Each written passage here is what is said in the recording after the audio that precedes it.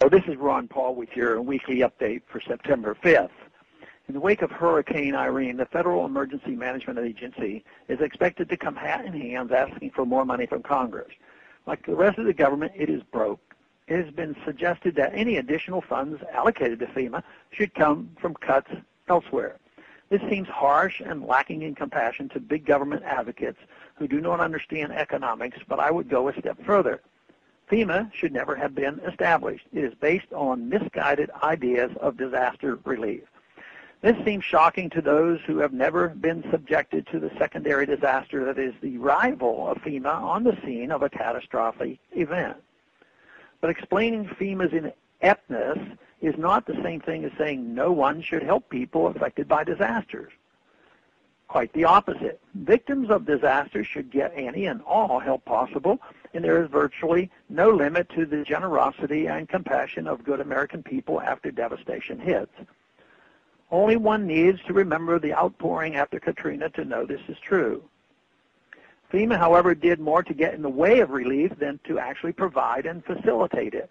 The examples are numerous. When the call was put out for volunteer firefighters, they volunteered by the thousands.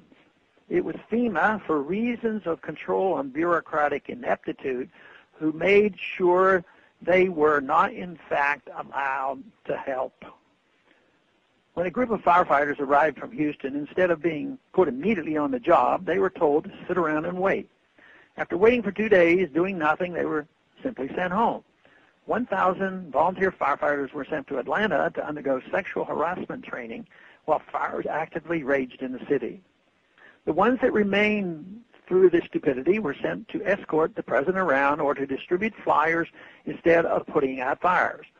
Computer engineer Jack Harrison was told his skills were needed to rebuild technological infrastructure. After being given the runaround for about 2 weeks, he was misallocated as head of security on the cruise ship FEMA had leased, when he should have been using his skills to help. All manner of help was turned away or mismanaged by FEMA while people suffered and waited. Even the Red Cross had its hands tied by FEMA. It has only gotten worse since 9/11. Compare the stories of two flotillas, one after 9/11 and one after Katrina. Within an hour of the 9/11 attacks, the largest boat lift in history was organized spontaneously by locals who saw an immediate need and responded instantly. Over 500,000 terrified New Yorkers were taken off the island by ferries, tugboats, pleasure craft, fishing boats, and barges when all other access points had been shut down. A similar flotilla attempt was privately organized after Katrina. 500 boats caravan to New Orleans to rescue patients from hospitals that were out of supplies and desperate. Unfortunately, FEMA had taken over by then, and they were turned away, empty, while the patients languished, still stranded. It's tragic. The Vermont Air National Guard helicopters were in Iraq when Irene hit and were desperately needed.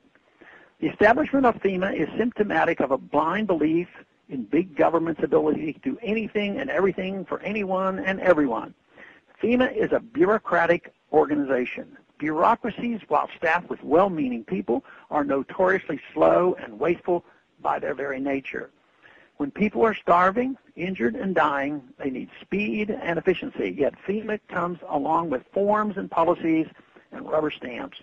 This sort of thing is bad enough at the DMV, but in matters of life and death, where seconds count, this is just not acceptable. True compassion would be to get FEMA out of the way. Thanks for calling this update. A new update is placed on this number, 888-322-1414, every Monday. The written text is on my website, www.house.gov/Paul, under the heading Texas Straight Talk. Thanks for calling.